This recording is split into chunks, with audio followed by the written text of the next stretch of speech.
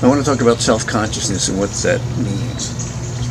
So one of the Buddhist definitions for what a human is that which is living, dying, knows that it's alive and knows that it's going to die. And as I've said before, we know that we are, but we don't know who we are.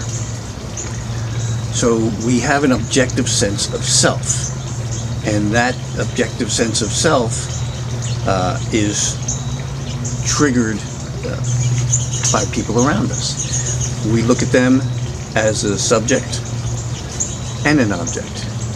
And generally, we look at them as an object. Look at that person over there. And they don't want to be seen as an object. They want to be seen as a subject, that which has subjectivity, that which has feelings. So, when you're with folks, you become more aware of yourself. And an example of that is, if you were invited to a party and you didn't know anybody there, or the folks you knew who were going to be there weren't there when you got there, and now you show up to a room and you don't know anybody. And for a lot of folks, that would cause anxiety, because they would feel that they're looking at me, they're objectifying me, who is this person? And that wouldn't be so much vocalized like this in the brain, but they would be uncomfortable. And so then you slowly introduce yourself and work your way in, or your friends come in, and you don't feel so much like an outsider. It's one of the things of human beings to want to be seen as individuals, but you don't want to stick out too much. It's a very common dilemma for people.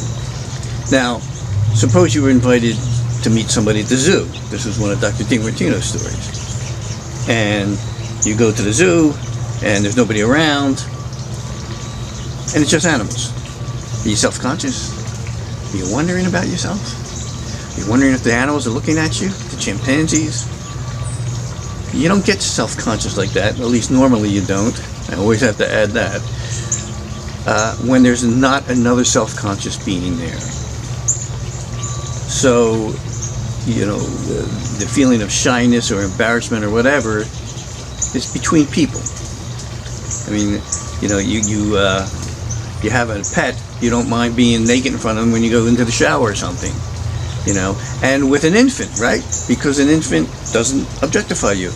But once the child's at a certain age, the child can look at you and objectify you.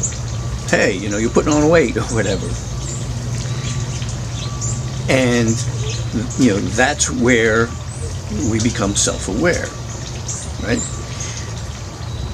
Being self-aware also means that when we look at other folks, and what happens to them, we can extrapolate that onto ourselves. That could happen to me. I could get that disease, I could get cancer. I could be in a car accident. And that whole matrix of identification arises from this self-consciousness. I know that I am, and I know that I will not be. So, self-consciousness is the human arising or coming out of nature to say that I am.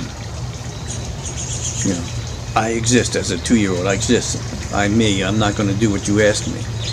We rise out of nature and separate from nature, and which is not a bad thing, because it's from that point that we can manipulate nature. We can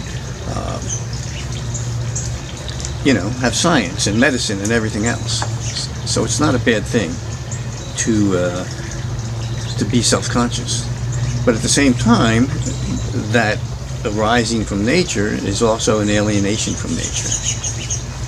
And we get back to, I know that I am, but I don't know who I am. So this is something worth thinking about, observing in yourself.